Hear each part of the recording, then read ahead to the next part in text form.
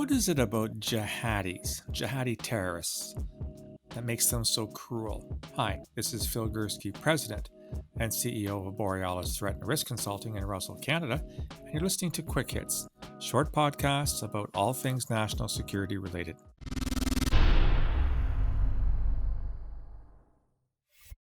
As per usual, I was reading a periodical today, one that I've been reading for quite some time, and I came across an article about civil war in general, which got me thinking an awful lot about terrorism. So let me give you a bit of the context. The journal in question is called Nautilus. It's a science magazine. This is from issue number 36, a fairly recent one.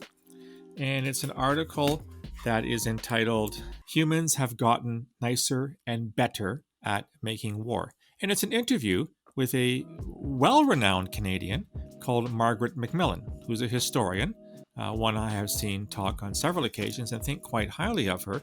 And the article is about what it is that has happened to warfare, meaning, armed conflict amongst humans over the millennia since the time we started it, which was a heck of a long time ago. And the interview goes on, and I want to read you one excerpt from the interview, and I think you'll understand why I'm reading this particular one. So the question is, don't civil wars tend to be the bloodiest wars? And Dr. MacMillan answers as follows. They tend to be the worst because they are wars of ideologies, whether it's building socialism on Earth or paradise in the afterlife. It's almost a moral imperative to eliminate anyone who opposes you because they are standing in the way of the greater good of humanity. You feel no compunction in removing them from the face of the earth. That is why such wars are so cruel. In a civil war, you're not just fighting those soldiers out in the field, you're fighting the whole society because it is wrong. Even the children are wrong. Even the old people are wrong. There's no one innocent in such wars. And when I read that, I didn't start thinking about civil wars. I started thinking about terrorism, because that's kind of what I do. And it struck me that the comments being made by Professor MacMillan could just as easily be applied to terrorism. And more specifically, one form of terrorism, which we call Islamist extremism, or Jihadism, as it's called by others peoples.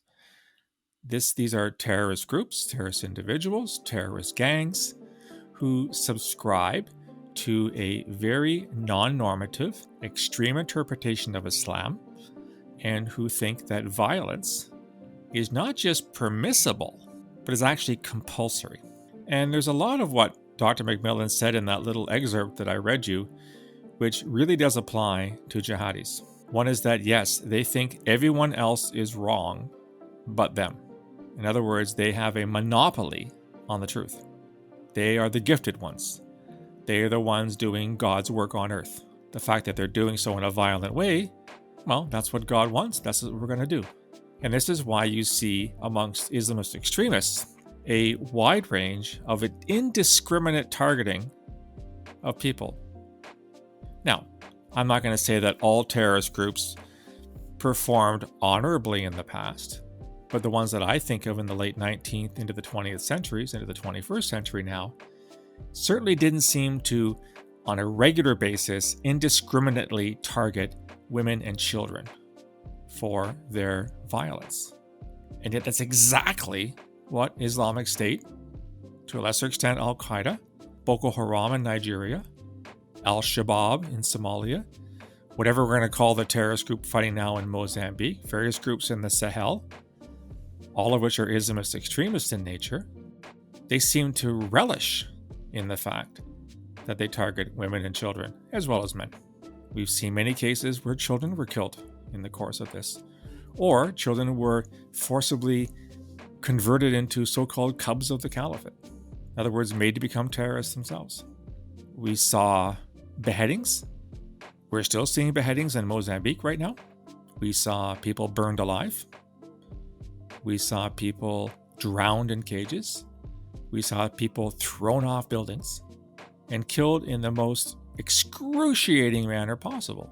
Again, not something which one normally associates with your run-of-the-mill, if I can use that term, terrorist group. So what is it about Boko Haram and the various Al-Qaeda and Islamic State affiliates, not to mention Islamic State itself at its zenith in 2014-2015 when it declared the so-called caliphate in Syria and Iraq? I think a big part of this is that the members of these groups truly do believe that, in the words of Bernard Lewis, I'm right, you're wrong, go to hell. Oh, and by the way, I'm going to facilitate your journey to hell by putting a bullet in your head or chopping your head off or drowning you in a cage or burning you alive. They do think that they are carrying out what they fervently believe is God's mission on earth. And that mission is to forcibly convert, cajole, force, whatever, everyone on this planet to kowtow to their system of belief. It's the only permissible system. It's their way or the highway. You can either be part of it or you can die. It's as simple as that. The other part I find about Islamist extremists is that they hearken back to this perceived idyllic time period, idyllic age in the history of Islam dating back to the 7th and 8th centuries, where Islam, which began as a very, very small religion in western or central Saudi, or what is now Saudi Arabia, and then spread to one of the largest empires the world's ever seen by the late 8th, early 9th centuries, they somehow see this as the perfection of civilization. And as a result, they want to return to that particular time period. This is why Islamic State declared the so-called caliphate in 2014, to recreate, to resuscitate this perfect society which they claimed ruled over the earth for so long. And as a consequence, they are carrying out justice as it was carried out in the 7th and 8th centuries, in which beheading was okay, in which the cruel murder of innocent people was okay, because they were doing God's work. I do think this is a different form of terrorism. I really do. Am I wrong? I don't know. Again, my history may be limited, but I'm struggling to find examples of groups that are analogous to that, and I simply can't find any. And in case you're not watching the news, we're still seeing the same types of absolutely barbaric crimes carried out by Islamist extremists. There have been beheadings in Mozambique. Islamic State in the Sinai just beheaded a Coptic Christian the other day. We're seeing mass rapes of Boko Haram in Nigeria.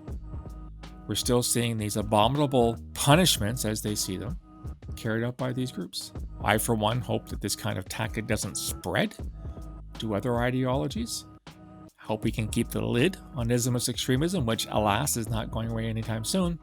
Because one thing the world does not need more of is the absolute antediluvian policies and practices of groups like Islamic State and their kin. We've moved beyond that for the most part, and I hope we keep going down that pathway. Anyhow, that's what I think. I want to leave you with the Hardy Boys' Guide to Life. This comes from the Wailing Siren Mystery. If a wolf is chasing you through the forest, climb a tree to get away from him. I'm not sure where Joe and Frank Hardy got that one from. If you're being chased by an Islamic State jihadi, climbing a tree is probably not going to help you. But anyhow, that's how Joe and Frank see the world. What do you think about Islamist extremism? Is it different? Are these groups and individuals any more barbaric than other terrorist groups? Drop me a line. You can reach me on email, borealisrisk@gmail.com, or on Twitter @BorealisSaves. You can also find me on LinkedIn and on Facebook. If you like the content, want to get more, go to my website, borealisthreatandrisk.com. Hit the subscribe button. You'll get a free daily digest of all the material to your inbox every day. You'll also find a link there to my new book, The Peaceable Kingdom, A History of Terrorism in Canada from Confederation to the Present. You can order it there. I'll talk to you again soon.